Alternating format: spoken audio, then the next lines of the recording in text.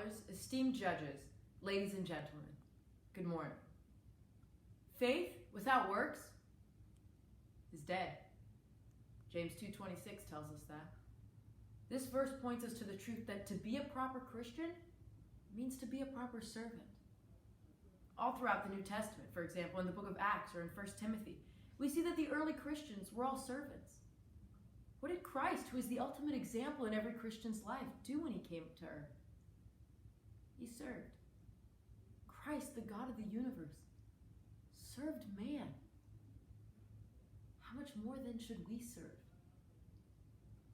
In the 5th chapter of the book of Ephesians, the Apostle Paul instructs the newly born Christians in Ephesus to do 3 things: to walk in the love of Christ, the light of Christ, and the wisdom of Christ. These 3 admonitions illustrate how we are servants in the church by properly being full-time Christians. We serve the church by representing him wholeheartedly. The world sees who Christ is by how his followers conduct themselves. As Christians, if you and I represent Christ improperly, then the world will have a wrong understanding of who he really is. In 2 Corinthians, it says, "We are ambassadors for Christ."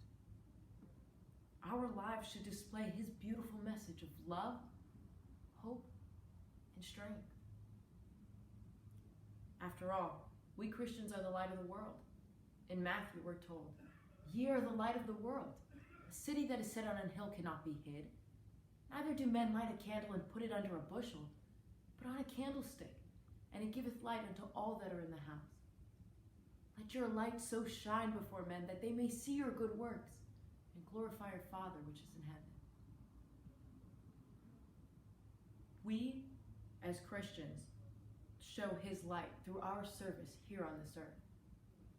One of our most beloved parish priests, Father Ted Shelpon, always preached, "These are the hands God uses on this earth. This is the mouth God uses on this earth." If we cross our hands, close our mouth, how will we serve? Now, Christ might have lived over 2,000 years ago, but do not think he's not present in our everyday lives. We serve a God of yesterday, today, and tomorrow. This summer, I was blessed with the opportunity to attend Ionian Village, a summer camp in Greece run by the Greek Orthodox Archdiocese in America. While there for 3 weeks, we were given the opportunity to visit many historical landmarks, venerate several saints' relics, and travel to many monasteries. I will never forget one monastery we visited, the monastery of Megaspilium.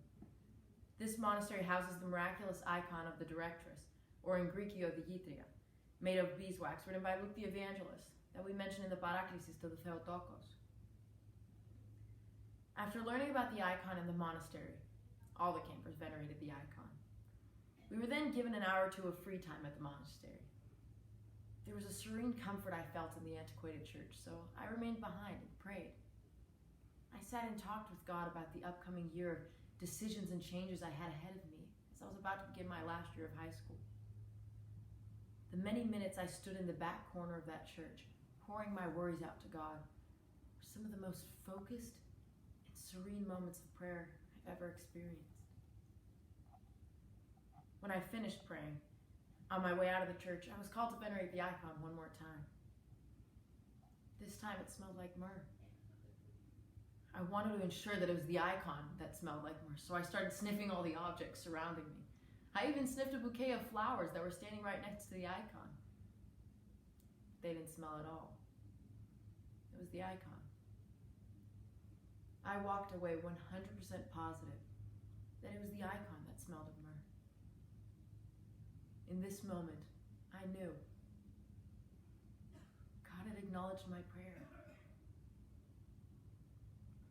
Our faith is alive, and we should live every day of our lives remembering the fact that we serve a living God, a God who saves, a God who heals, and a God who loves, regardless of us. What better way to convince others about how amazing our God is than by letting them observe his powerful impact on our lives? C.S. Lewis once said, "Don't shine so that others can see you. Shine so that through you, others see him. All it takes is one candle to illuminate a room of darkness. So I ask you, are you willing to be that light?